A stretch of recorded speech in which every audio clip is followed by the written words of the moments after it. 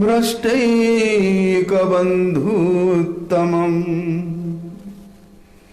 हासितेश्वर हा चराचरपते गौरावतीर्नक्षमो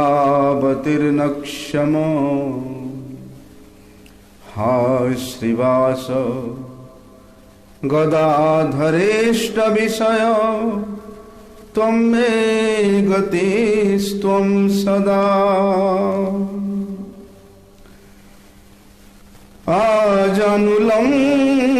आजानुलम्बितभुजो कनकावदातो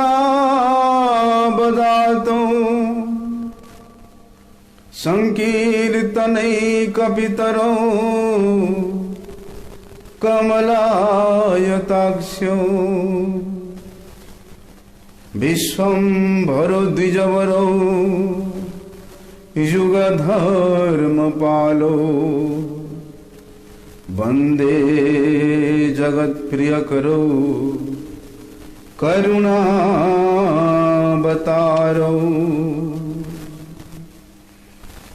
हा देवी काकुभरगदगदयाद्यवाचा याच निपत्य भुवि दण्डवत् उत्भटार्ति अस्य प्रसादमबुधस्य जनस्य कृत्वा गान्धर्विके निजगणे गणनां विदेहि बर्हापीडाभिरामं मृगमदतिलकम् कुण्डलाक्रान्तगण्डम् कञ्जाक्ष्यं कम्बुकण्ठं स्मेतसुभगमुखम् स्वाधरे न्यस्तवेणुम् श्यामं शान्तं त्रिभगं रविकरवसनं भूषितं वैजयन्त्या वन्दे वृन्दावनस्थं जुवति शतवृतं ब्रह्मगोपालवेशम् वृन्दावनस्थिरचरान् परिपालयित्री वृन्दे तयोरसिकयोरति सौभगेन आढ्यासि तत्कुरु कृपां गणना यथैव श्रीराधिका परिजनेषु ममापि सिद्ध्येत महाम्बोधिस्थिरे कनकरुचिरे नीलशिखरे वसन प्रसादान्तः सहज बलभद्रेण बलिना सुभद्रा मध्यस्थ सकल सुरसेवा बसरदो जगन्नाथ स्वामी नयन पथगाम भवतु मे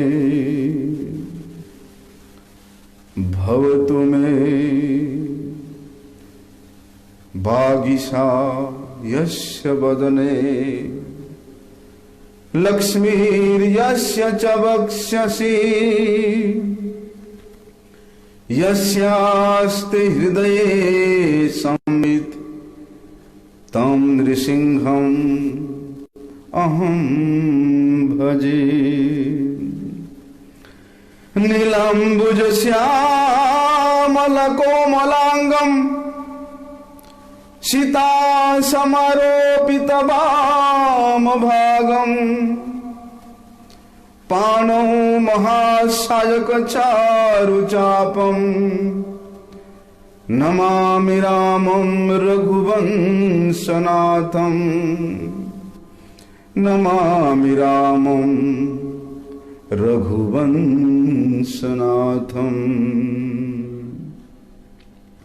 पतित पावन परम करुणामय परम आराध्यथम गुरुपाद पद्मम नित्य लीला प्रविष्टम विष्णुपाद परमहंस परिव्राजकाचार्य अष्टोत्तर शत श्री श्रीमद शिल भक्ति वल्लभ तीर्थ गोस्वामी गुरु महाराज जी के श्री अभय चरण कमल में अनंत कोटि साष्टांग दंडवत प्रणाम करते हुए उनकी अहेतु की कृपा प्रार्थना करता हूं। बुद्धि, बुद्धि किसको कहते हैं? संकल्प विकल्प की शक्ति को, मन के उस वृत्ति, जिस वृत्ति के द्वारा सत और असत की विवेचना होती है। किसकी वृत्ति? मन की वृत्ति। उस मन की वृत्ति को बुद्धि कहा जाता है। श्रीमद् भगवद गीता में भगवान श्री कृष्ण बताते हैं ना, क्या बताते हैं? व्यवसायत्मिका बुद्धि एक कुरुनंदन और बहुशाखहिनंताश्च बुद्धयो अव्यवसायिना। अर्थात बुद्धि भी दो प्रकार की है, एक व्यवसायत्मिका बुद्धि और एक अव्यवसायत्मिका बुद्धि। व्यवसायत्मिका बुद्धि को विशेष रूप से निश्चयात्मिका बुद्धि भी बोला जाता है, लेकिन ये निश्चयात्मिका बुद्धि ये एक ही होती है। लेकिन जो अव्यवसायत्मिका बुद्धि अर्थात जो अनिश्चयात्मिका बुद्धि है, वो उसका भेद भी बहुत प्रकार के होता है और एक एक क्षण में वो बुद्धि बदलता भी रहता है, अर्थात वे बहुत प्रकार का हो सकता है। लेकिन भगवान जिस प्रकार से बताते हैं कि व्यवसायत्मिका बुद्धि एक कुरुनंदन, कि जो बुद्धि बहुत शाखाओं के द्वारा कार्य करती है, अर्थात सकाम कर्म करती है, उसका नाना प्रकार के भोग की वासनाएं होता है।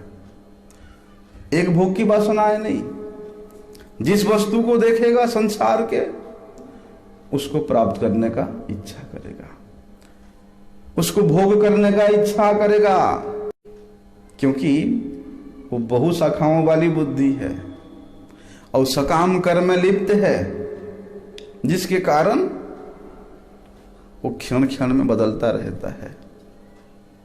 लेकिन बताते हैं इस प्रकार के बुद्धि इस शरीर के द्वारा प्राप्त किया हुआ सुख को,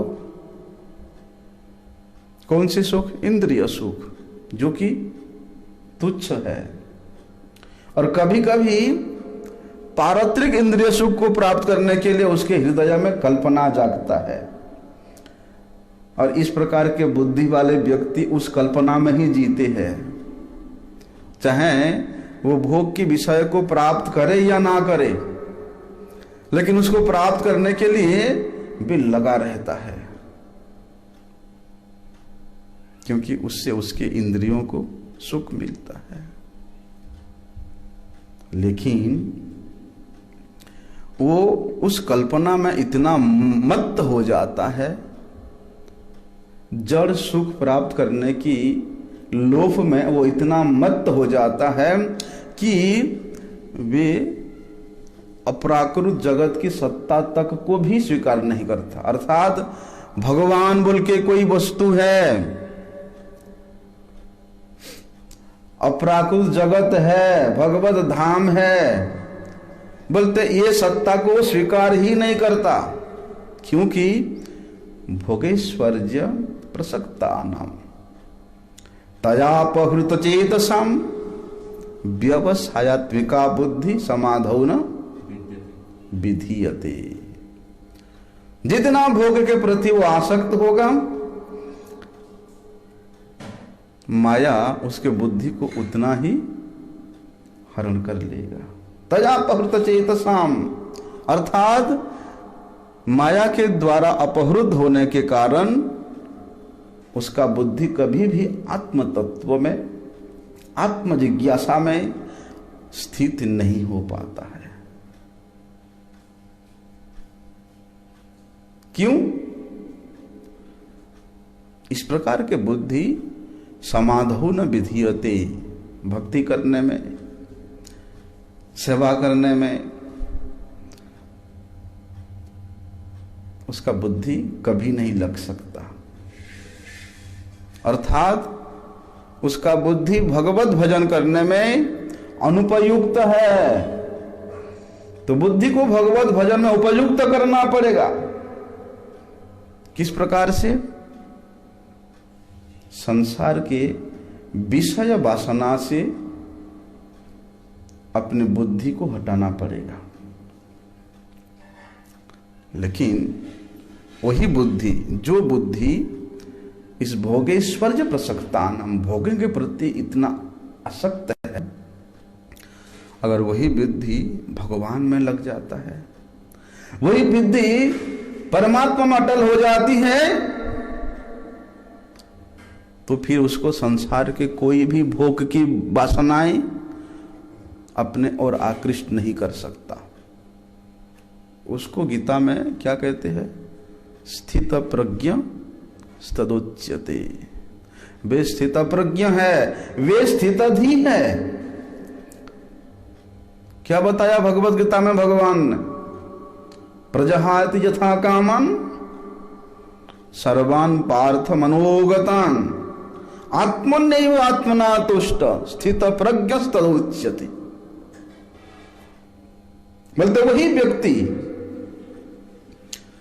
जो आत्मा से आत्मा में ही संतुष्ट रहता है, आत्मन्यैव आत्मना तुष्ट। आत्मा से आत्मा में तुष्ट किस प्रकार के रह सकता है? आत्मा का प्रयोजन क्या है? भक्ति रस, भगवत रस ही आत्मा का प्रयोजन है। आत्मा को ये जड़ रस की कोई जरूरत नहीं है। इसलिए जिसने अपने आत्मा को आत्मा रामस्य मुनयो निर्ग्रंथ अपि उरुक्रमे, उस उरुक्रम भगवान के प्रति जिसने अपने आत्मा को रमण कर लिया, अर्थात वे आत्मा से आत्मा में ही संतुष्ट रहता है। वे व्यक्ति क्या करता है? स्वाभाविक रूप से संपूर्ण भोग को, संपूर्ण कामनाओं को त्याग देता है। किस प्रकार के त्याग देता है? भली भांति त्याग देता है। उस समय उसको क्या कहते हैं? स्थित प्रज्ञ तदुच्यते। उस व्यक्ति को स्थित प्रज्ञ कह सकते हैं। लेकिन जिसने दुखेषु अनुद्विग्नमनः पार्थ, दुखेषु अनुद्विग्नमनः सुखेषु विगतस्व वीतराग भय क्रोध स्थितधीर मुनिरुच्यते। दुख की प्राप्ति हो चाहे सुख की प्राप्ति हो, कोई लेना देना नहीं है। दुख के प्राप्ति में ना वो रोता है, ना उद्वेग को प्राप्त होता है, और सुख की प्राप्ति में ना नाचता है, ना सुखी होता है, निष्पह रहता है। मतलब क्या है? जिसका राग भय क्रोध स्वाभाविक रूप से नष्ट हो गया है। किस प्रकार से स्वाभाविक रूप से नष्ट हुआ? आत्मनैव आत्मना तुष्ट, वे आत्म तत्व में स्थित हो गया है। अर्थात भगवत भजन में अपने आप को लगा दिया है। उस प्रकार के व्यक्ति के मन में काम क्रोध राग भय द्वेष बोलते स्वाभाविक रूप से अपने आप हट जाता, नष्ट हो जाता है। उसको क्या कहते हैं? स्थितधीर मुनिरुच्यति। वीतरागो भय क्रोध, जिसके हृदय में भय क्रोध भीतर अपने आप दूर हो गया है, वे स्थितधीर है। इसलिए हम लोगों ने पहले श्रवण किया था,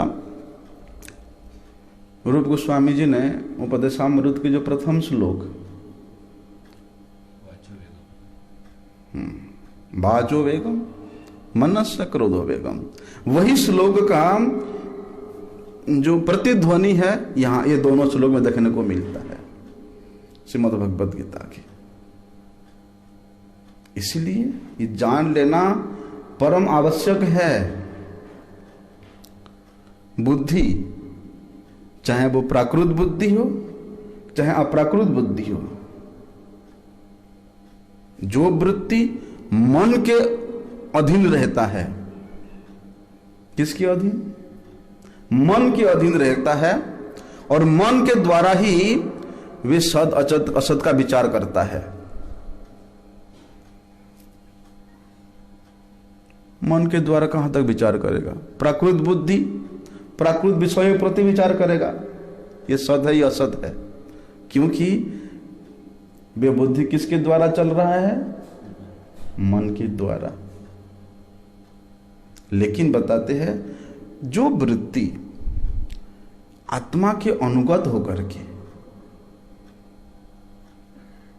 सद असत का विवेचना करता है उसे अप्राकृत बुद्धि कहते हैं। आत्मा का किस प्रकार से अनुगत होगा? आत्मा को तो कोई जड़ीय सुख नहीं चाहिए, आत्मा को तो कोई स्वर्ग अपवर्ग नहीं चाहिए। आत्मा को क्या चाहिए? परमात्मा रस चाहिए। इसलिए आत्मा के अनुगत होकर के अगर वही वृत्ति विचार करता है सद असत का, तो हमेशा वो अप्राकृत वस्तु के विषय में, अप्राकृत विषय के विषय में चिंता करेगा। और अप्राकृत वस्तु क्या है? श्री कृष्ण नाम चरितादि चिताव विद्या। श्री कृष्ण नाम रूप चरित लीला परिकर, ये अप्राकृत वस्तु है।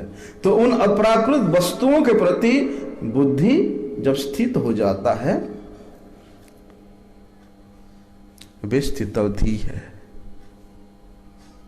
लेकिन कहते हैं इंद्रियाणि परान्याहु, इंद्रियेभ्य परम मनः मनसस्तु परा बुद्धि बुद्धिर्य परतस्तु सह। श्रीमद् भगवद गीता में इस बात को बताते हैं कि इंद्रियाणि परान्याहु, जड़ इंद्रिय से, जड़ विषय से श्रेष्ठ है इंद्रिया। इंद्रियाणि परान्याहु, इंद्रियेभ्य परम मनः, और इंद्रियों से श्रेष्ठ है मन। क्योंकि मनसस्तु परा बुद्धि, मन की प्रेरणा से ये इंद्रियां अपने अपने काम करती है। मन के प्रेरणा से बुद्धि, इंद्रियां, मन के प्रेरणा से इंद्रियां अपने अपने काम में प्रवृत्त होती है। इसलिए मन से श्रेष्ठ है बुद्धि। मनसस्तु परा बुद्धि बुद्धेर्यः परसस्तु सः। लेकिन बुद्धि ये किसका वृत्ति है? बुद्धि विशेष रूप से ये आत्मगत वृत्ति है। लेकिन जोर जबरदस्ती हम लोग उस बुद्धि को क्या करते हैं? मन का वृत्ति बना लेते हैं, इंद्रियों की वृत्ति बना लेते हैं। क्योंकि वास्तव में जीव का स्वरूप क्या है? कृष्ण दास्यता। इसलिए बुद्धि उस दास्यता के स्थिति में स्थित होकर के वो आत्मगत वृत्ति को ही ग्रहण करती है स्वाभाविक रूप से। लेकिन हम लोग उसको इस शरीर के सुख के लिए उनको अपने इंद्रियों की वृत्तियों के द्वारा चलाने लग जाते हैं। लेकिन मन के नियंता तो बुद्धि है। बुद्धि ही मन के प्रभु है। वही बुद्धि अगर किसी जागतिक के अहंकार में मत्त होकर के, जड़ीय अहंकार का अधीन होकर के विकृत हो जाता है, जैसे दूध को विकृत करने का कई तरीका है ना। अगर उसमें वो खट्टा पड़ेगा तो वो विकृति को प्राप्त होगा। लेकिन दूध तो स्वच्छ है, अमृत है, पवित्र है।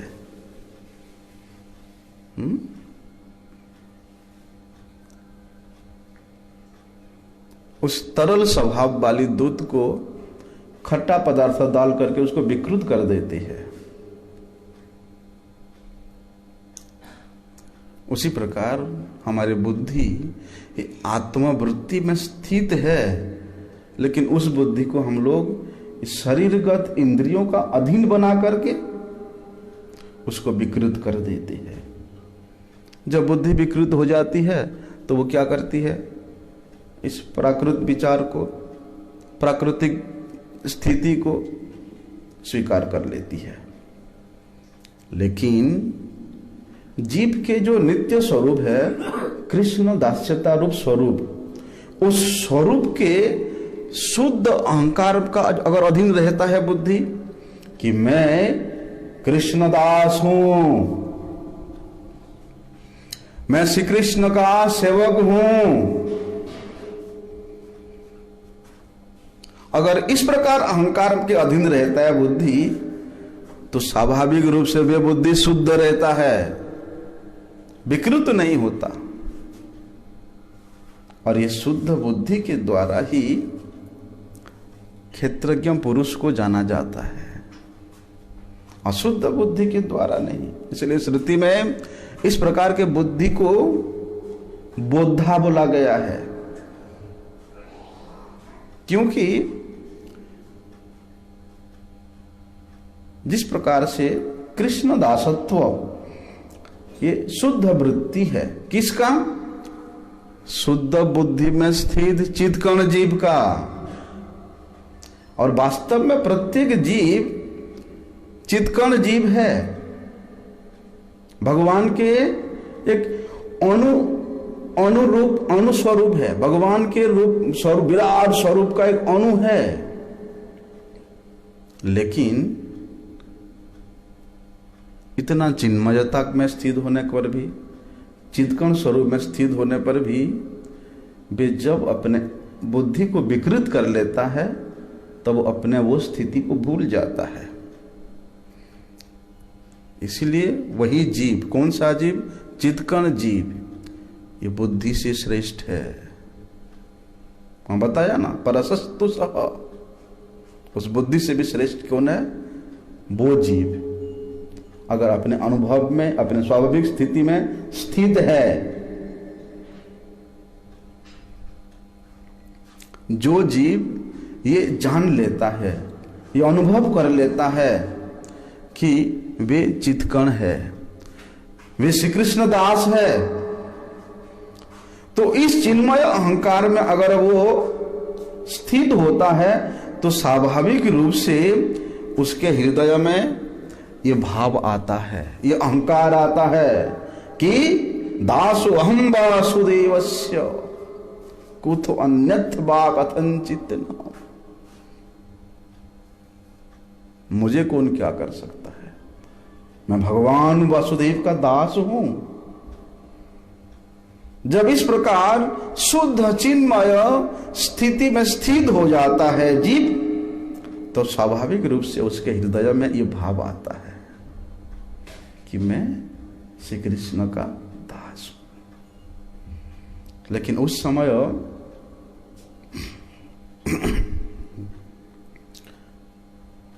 किस समय? जब वे इस अहंकार में स्थित है। कौन सा अहंकार में? दासो अहम वासुदेवस्य। उस समय क्या होता है, जीव के शुद्ध स्वरूप में अपनी शुद्ध रूप से अवस्थित होकर के वे अचित वस्तु का तिरस्कार कर देता है। उस चित स्थिति में, चित्कण स्थिति में, कृष्ण दास्यता स्थिति में उसको जो चित आनंद का प्राप्त होता है, उस आनंद के सामने अचित वस्तु का कोई भी आदर नहीं रहता। प्राकृतिक वस्तुओं के प्रति कोई आकर्षण या लोभ होता ही नहीं है, अर्थात उसका तिरस्कार कर देता है। वही चित्कन जीव। लेकिन तब जीव को एक ही स्थिति नजर आता है ऐसी स्थिति में, नहीं तो वो स्थिति अगर नजर नहीं आया तो क्या होगा?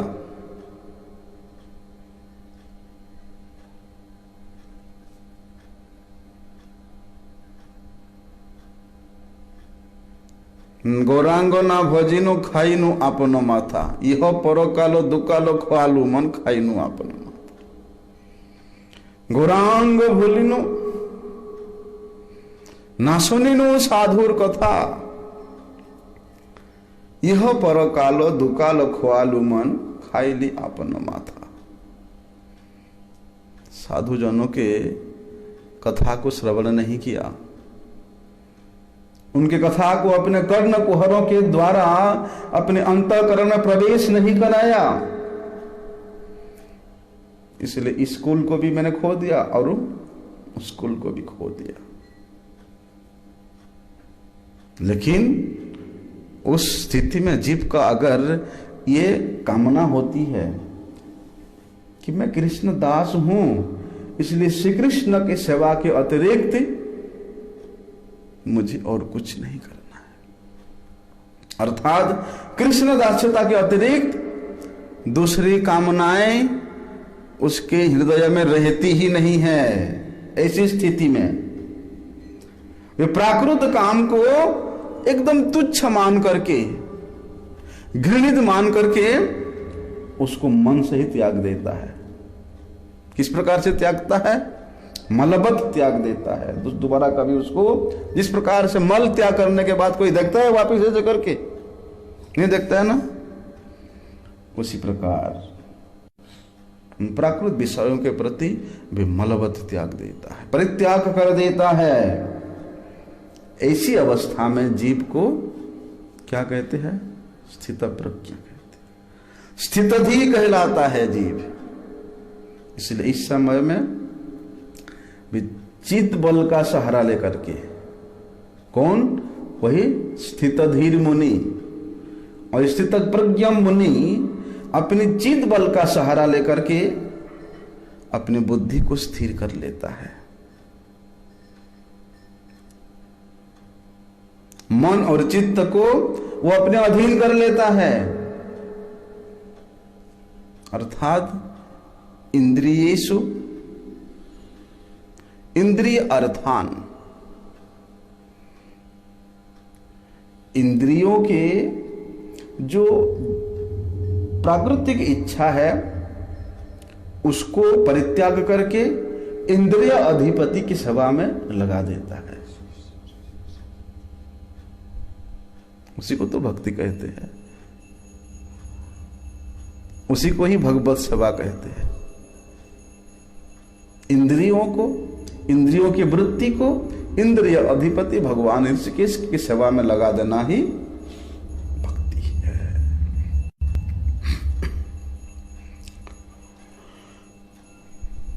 अर्थात वे अपने इंद्रियों की वृत्ति को क्या करता है, या इंद्रियों के अर्थ में जो विषय है उन विषयों को वे कृष्ण दास्यता के अनुकूल बना देता है, कृष्ण दास्यता के अनुकूल भाव से युक्त कर देता है। इसी को भक्ति मार्ग में क्या कहते हैं? इंद्रिय निग्रह। अर्थात इंद्रियों के अर्थ में, अर्थात इंद्रियों के विषय समूह को, इंद्रिय के विषय समूह क्या है? कितना इंद्रियां है? 5 कर्मेंद्रियां और 5 ज्ञानेंद्रियां।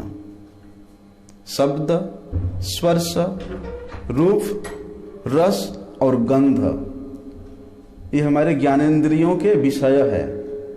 तो इन विषयों को कृष्ण दास्यता के, कृष्ण सेवा के अनुकूल कर देता है। भगवत कथा के बीच में उठना, आरती के बीच में चला जाना उस प्रकार का अपराध माना जाता है। जिस प्रकार किसी को भोजन करा रहे हो अर्धा भोजन करा के उसको छोड़ के चले गए। शास्त्र में लिखा है ये बात। इसलिए कथा के पहले उठ के चले जाओ, नहीं तो लास्ट तक बैठो।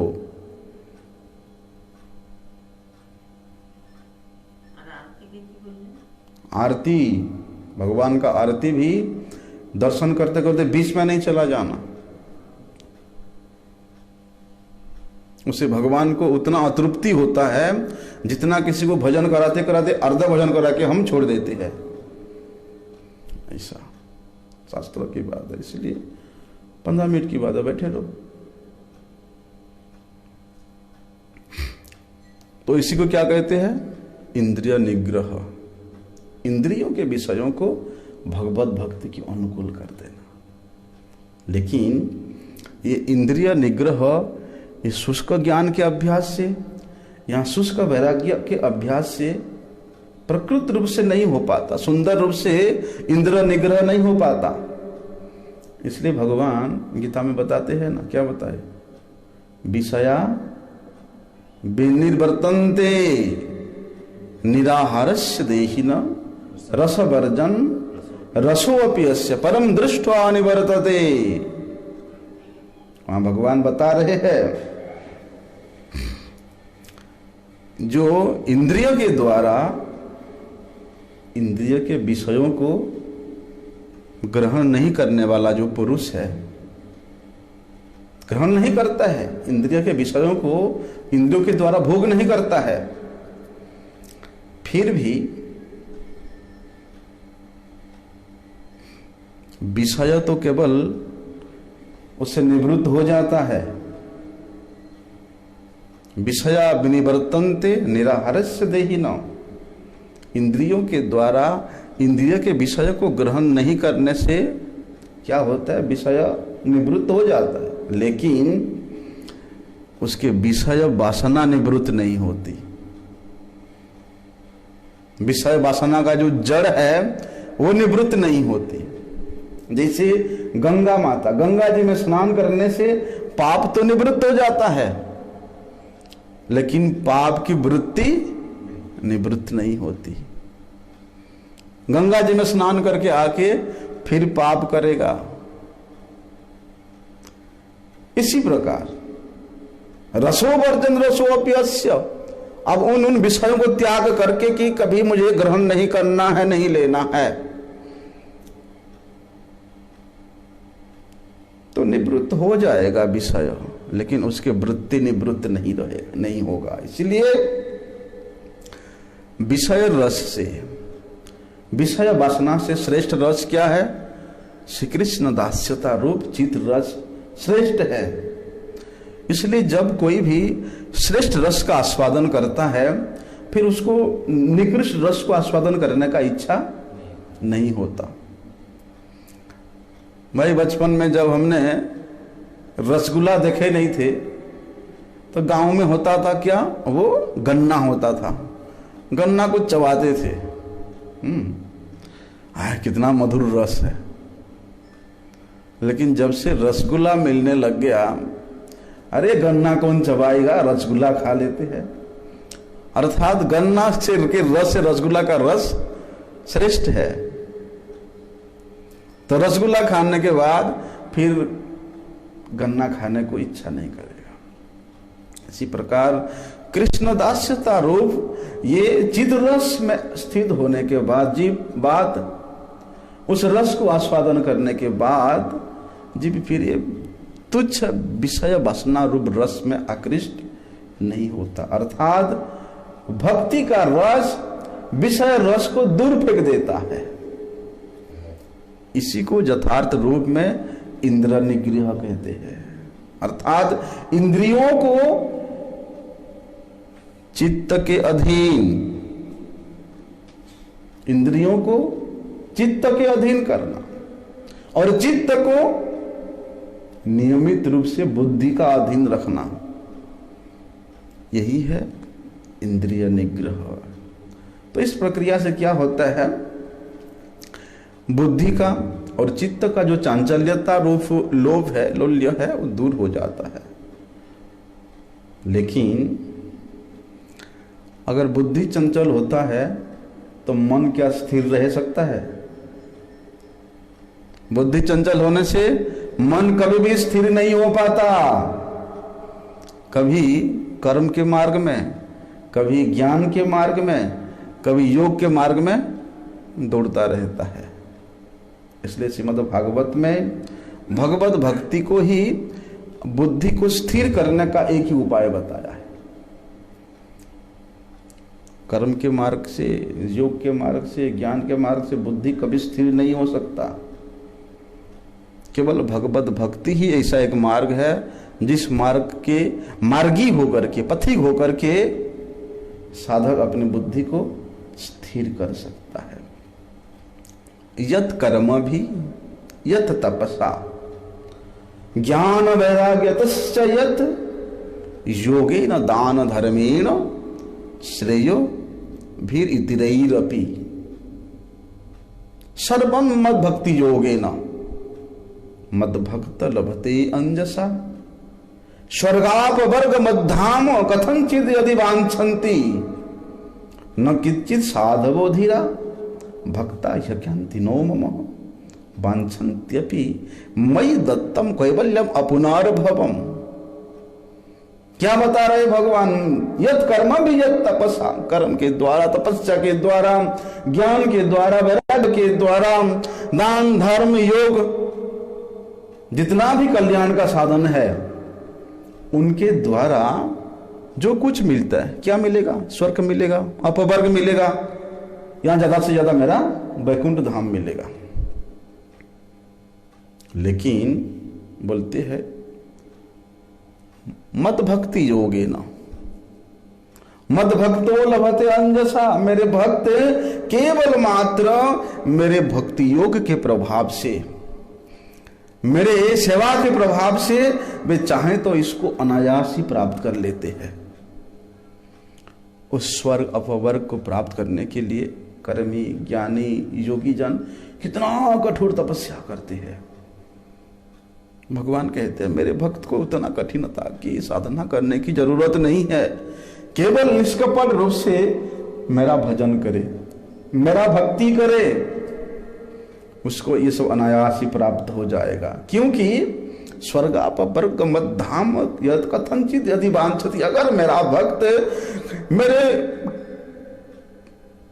इच्छा से कभी अगर इस स्वर्ग अपवर्ग को इच्छा करता है या मैं उसको देना चाहूं, फिर भी न किंचित साधवो धीरा भक्ता ह्यक्यन्ति नो मम, मेरे सेवा के बगैर, मेरे सेवा को छोड़ करके, मेरे भजन को छोड़ करके मेरे भक्त कभी भी वो सब स्वर्ग अपवर्ग मुक्ति इत्यादि लेना नहीं चाहता है, पसंद नहीं करता, उसको अच्छा नहीं लगता है। क्योंकि सर्वम मद भक्ति योगेन, केवल मात्र मेरे भक्ति योग के द्वारा सब प्राप्त हो जाता है। भगवान यहां तक कहते हैं कि मैं देना चाहूं, जो भगवान का इच्छा है देने का, फिर भी भक्त लेना क्यों नहीं चाहता? इसलिए भक्त कहता है जनक जननी तुहू सर्वमय पति गुरु, कि हे प्रभु आप ही मेरे जनक हो, आप ही मेरे जननी हो, आप ही मेरे सब कुछ हो। इसलिए जिसमें मेरा मंगल होगा आप मुझे उसी मार्ग में प्रवृत्त कराते हैं। इसलिए ब्रह्म जन्म हो यथा बहिर्मुख ब्रह्म जन्म नहीं आस। हे प्रभु अगर ब्रह्मा का जन्म पा करके भी आपके सेवा से मैं दूर हो जाऊं तो ब्रह्म पद भी मुझे नहीं चाहिए। ऐसा इसलिए न किंचित साधवो धीरा, मेरा भक्त, मेरा प्रेमिक भक्त वे बड़े धैर्यवान होते हैं। उनके धैर्य का परीक्षा लेने के लिए मैं कभी कभी उनमें लोभ पैदा कराता हूं। किसके प्रति? इस स्वर्ग अपवर्ग के प्रति, मुक्ति के प्रति। लेकिन मेरा भक्त इतना धैर्यवान है कि वे मेरे सेवा को छोड़ करके ये सब चीज लेना नहीं चाहता है। इसलिए इन सब बातों को विचार करके एक साधक भक्त को क्या करना चाहिए? उस लोभ को, कौन सी लोभ को? चित्त चांचल्यता के द्वारा बुद्धि भ्रष्ट होने पर जो जो लाभ लोभ होता है उसको त्याग करके शुद्ध बुद्धि के साथ भक्ति में स्थिर होना चाहिए। लोल्यम जनसंगम च लोल्यम च षड्विर्भक्ति विनश्यति। लोभ, लोल्य लोभ भी है। अगर लोभ को हम विषयों में नियुक्त कर देते हैं, विषय वासना में लगा देते हैं, विषय प्राप्त करने में लगा देते हैं, तो वही लोभ किस प्रकार से फिर श्री कृष्ण चरण कमलों के प्रति अपना रुचि पैदा करेगा? बोलते हैं ना, एक ही साथ दिन और रात नहीं रह सकता। उसी प्रकार लोभ में अगर विषय वासना के प्रति भी लोभ है और श्री कृष्ण चरणों के प्रति लोभ कैसे हो सकता? नहीं हो सकता है। इसलिए भगवान के चरणों में अपने लोभ को लगाना, भगवान के भक्तों के साथ हरि कथा श्रवण में अपने लोभ को लगाना, वास्तव में यही हमारा परम कर्तव्य है। जो लोभ विषय भोगों में लगा हुआ है वे कभी कर्म मार्ग में, कभी ज्ञान मार्ग में प्रवृत्त होकर के उन्हीं क्रियाओं को करता है और उन क्रियाओं के द्वारा हमने सुना अभी कभी भी बुद्धि शुद्ध नहीं होती है। इसलिए श्री कृष्ण सेवा के द्वारा ही केवल मात्र बुद्धि शुद्ध होती है। इसलिए श्रीमद् भागवत इस बात को बताते हैं कि यमादि भी जोगपथि काम लोभ हतो मुहु मुकुंद सेवया यदवत् तत्मान साम्यति। काम और लोभ, इस काम और लोभ के चोट से जो चित्त बार बार घायल हुआ है, उस चित्त को कैसे शांति मिल सकता है? कर्म के द्वारा, योग के द्वारा, दान दक्षिणा के द्वारा। अरे उन्हीं ने तो इनको चोट पहुंचाया है। जिसको पहले हमने अमृत समझ के पान किया, लेकिन वही विष जैसा काम किया।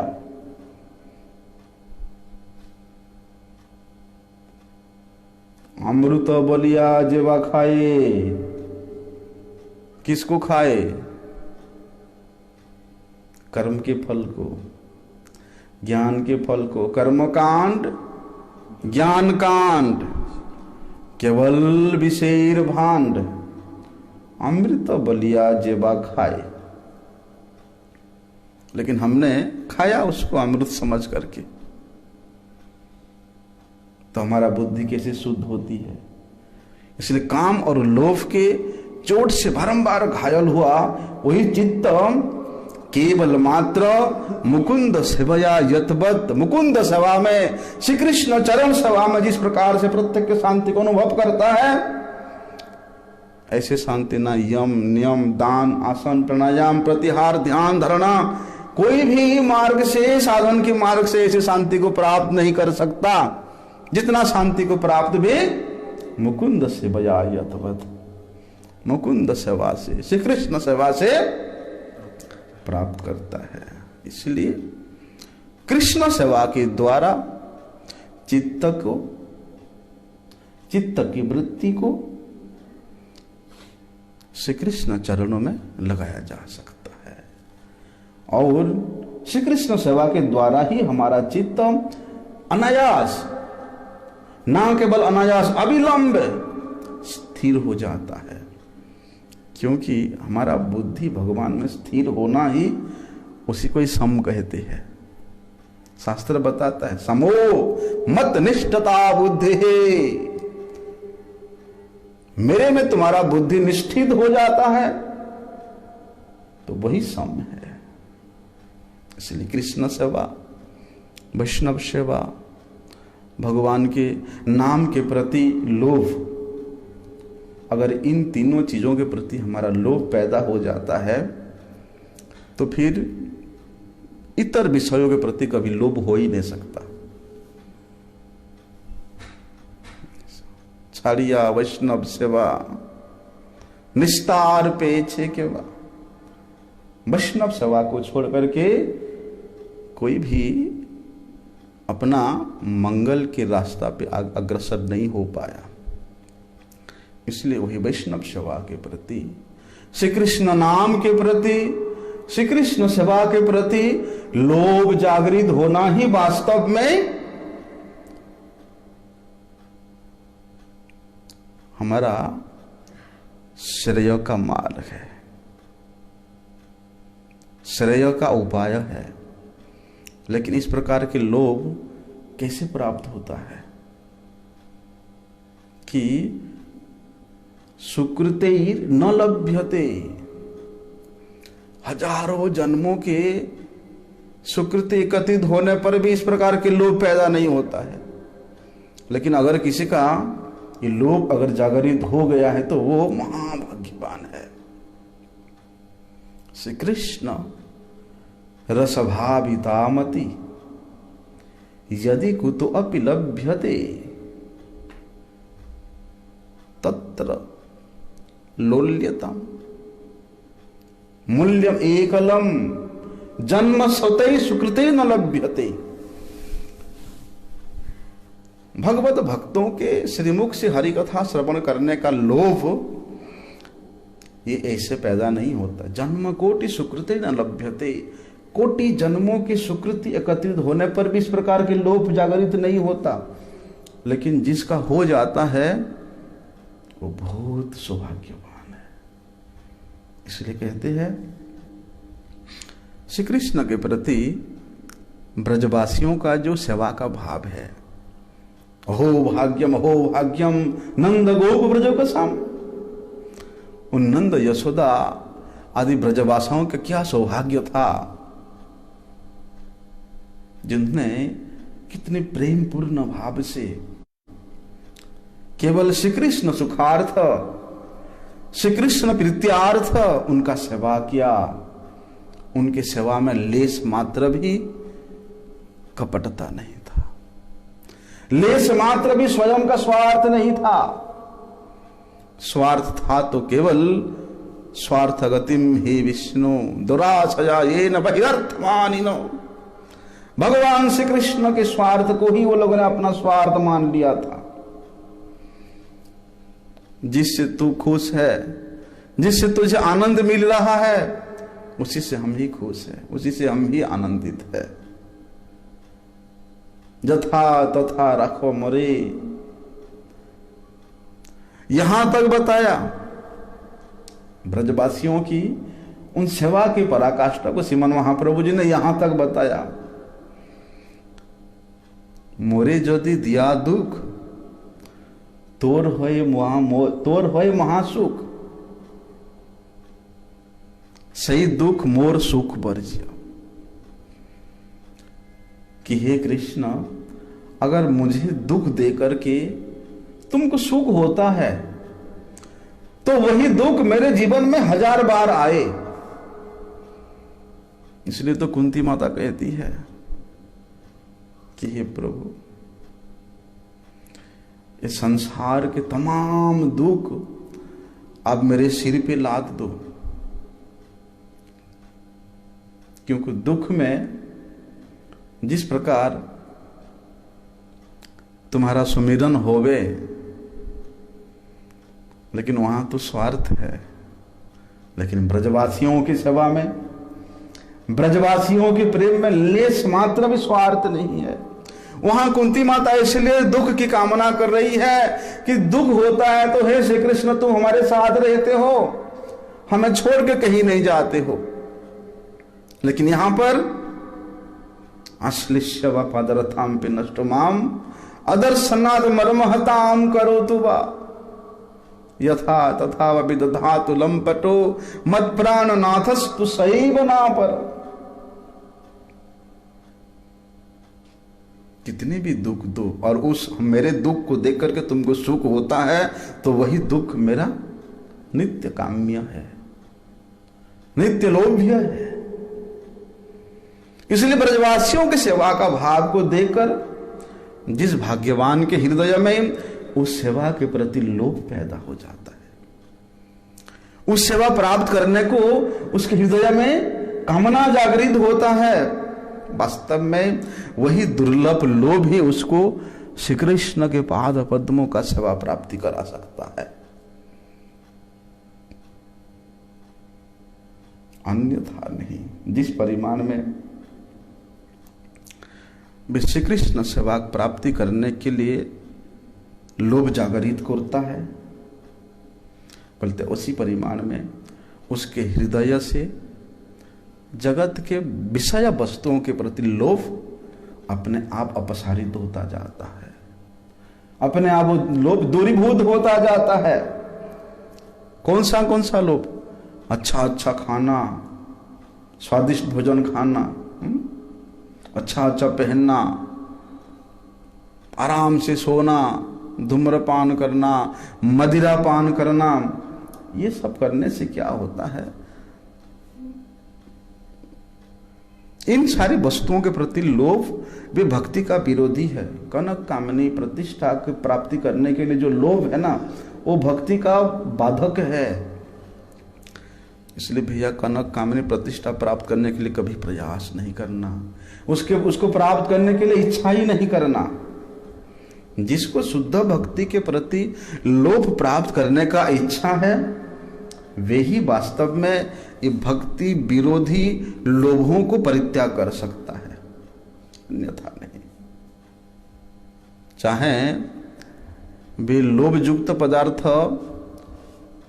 पापमय हो चाहे पुण्यमय हो, ये दोनों ही उसको भक्ति के रास्ते से हटा देंगे। ये दोनों ही लोभ उसके लिए मंद है। केवल श्री कृष्ण संबंधी लोभ ही, श्री कृष्ण सेवा संबंधी लोभ ही उसके कल्याण का हेतु है।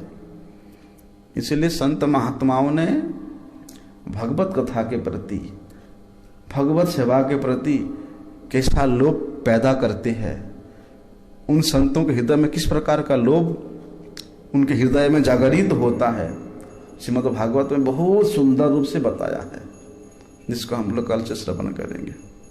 वंशा कल्पतरुभ्यो कृपा सिंधुभ्यो पतितानां पावनेभ्यो वैष्णवेभ्यो